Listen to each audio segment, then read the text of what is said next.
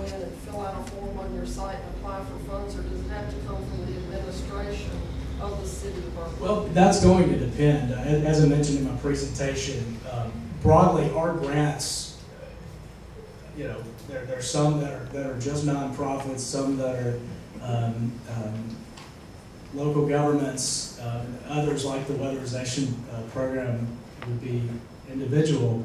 It would just depend on the grant program. Again, all that information, eligibility for that would be on the ADECA site. So It's all on your website. Yes, it would just depend upon the need, upon the request. The normal Yes. procedure. Yes. I'm Renee Kemper-Tan, head of capital projects for the city of Birmingham. And my question, I think, is for Justice Neighbors. I'm very concerned about project prioritization.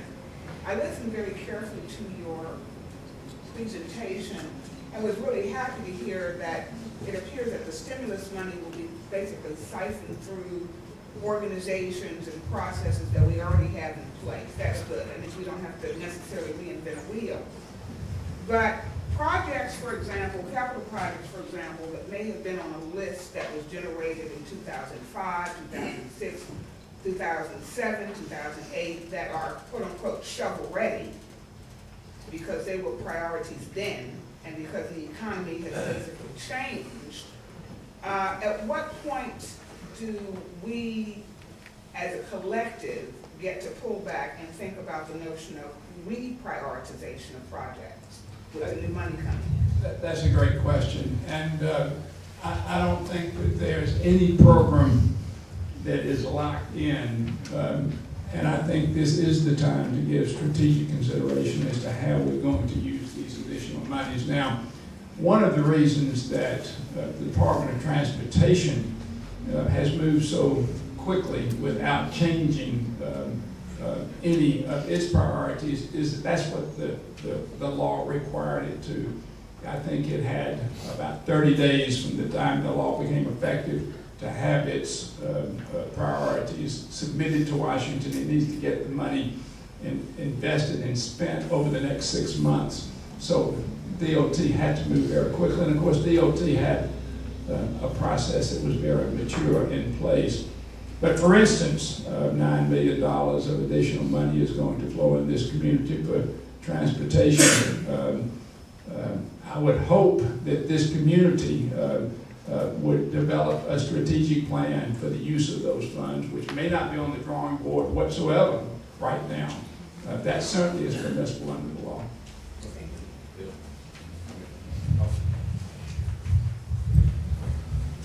I'll provide some clarification. Bill Foy's the Regional Planning Commission. I'll provide some clarification on the money that's actually going to come to the Birmingham area.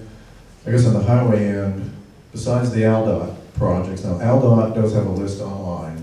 They're doing statewide for about $400 million.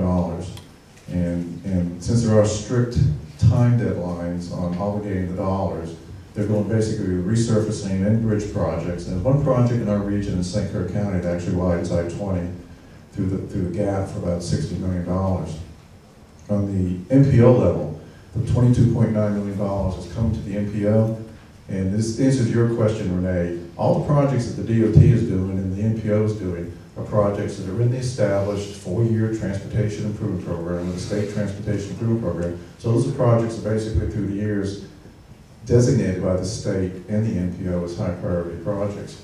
The NPO list, preliminary list for the $22.9 million includes, established Birmingham projects like Colbert Road, East Lake Boulevard, and Tarrant Huffman Road, some bus replacement for the Transit Authority, Class Tran, Hoover projects, Jefferson County projects, etc. And so the NPO will handle the distribution of those dollars. And one thing that is important is all on a time deadline. And so one thing we cannot do is leave money on the table. So it has to be for projects that are already in the pipeline, either TIP or the Transit Development Program.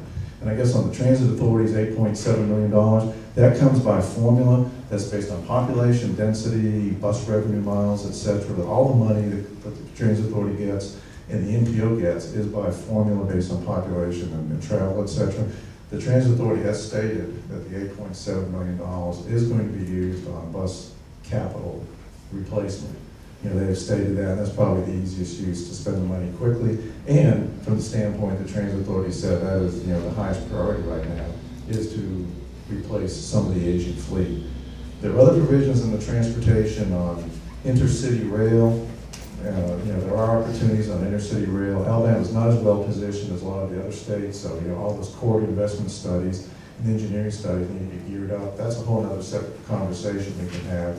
And one thing we're looking at on the transportation end, there is a discretionary grant program that's going to fund longer-term projects of a minimum of $20 million. It's a $1.5 billion nationwide. And so projects like the In-Town Transit Partnership might be candidates for this, or we need to be innovative on. That's going to be one of the grant programs that's going to fund things that are not necessarily even funded right away. So the in-town transit is a possibility for some of these monies coming later? Or even now, you know, the $22.9 million that the NPO is going to get, which is additional. You know, there are projects in the pipeline, but, you know, how fast they come to fruition is another story, because all that bid letting is subject to, you know, ALDOT, and the NPO very well might want to take some of those dollars and flex it to other additional transit capital projects, including the in-town transit project. But we're not sure. We're going to wait and get the official letter from DOT and the Federal Highway Administration on how the dollars actually should be spent, by what date, because, you know, a lot of dates floating around, and the latest one that we've heard, and our guest from Federal Highway is going to be here at the NPO meeting talking about the transportation aspects. All the transportation dollars at the NPO level have to be obligated within 1 year. The state gets even a shorter time period for a certain percentage of the funds. So sometimes they made the statement, shovel-ready does not necessarily mean shovel-worthy, but I think in this case, shovel-worthiness is pretty good, because there are projects that have actually been in the pipeline. So the in-town transit, we're going to try to get innovative, and maybe we can flex some of these funds for that project. Albeit, all the dollars that are coming to ALDOT, all the dollars that come into the Transit Authority, all the dollars that come to the NPO on transportation end, they are all capital. So that begets the issue, and it'll continue an issue. How are we going to operate transit service in the local area? This is a work in progress, and our website is trying to stay current. I mean, really, within 24 hours, anything we hear from Washington, anything that state government is doing that relates to timing, that relates to instructions and guidelines as to how to apply for the funds and when they will be awarded. We hope to get that up on the website as quickly as we are able to learn it. And of course, through our state and local organizations, we are in touch with what is going on in Washington. We do get that information quickly. You're up. Question for you on the stimulus for Justice Neighbors. Stimulus.alabama.gov. If we see something on the list, does that mean there are Alabama dollars for through that agency? For example, I was looking at the Bureau of Reclamation Water Resources Projects. I didn't find, and maybe this is just, I need to do more digging on my part, I didn't find anything that looked like it was specifically for Alabama, but if I see it here, does it mean we have money somewhere? No, some of those programs are formula driven, which means they will automatically flow into the state. Some of them are competitive grants, and therefore they will flow into the state only to the extent that we get a grant submitted in a timely manner and is approved in Washington. Thank you.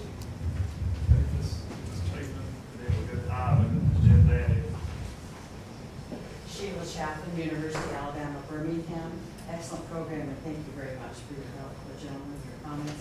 A few weeks ago, various ones of us responded on quote shovel-ready projects. We had a lot of capital in there, a lot of it had to do with scientific research. And as the Justice referenced, the university is aggressively grabbing all the NIH areas to get rid of the USC the way the things are going on right now. But of course, they'll have to be housed someplace. And that connects to a lot of shovel-ready proposals that we made. The question then is, we submitted it to RPC beginning of the year. Is someone on the staff trial bill relating that somehow to what we have just heard in these excellent comments? Do we go back and do something different? Tell me what to do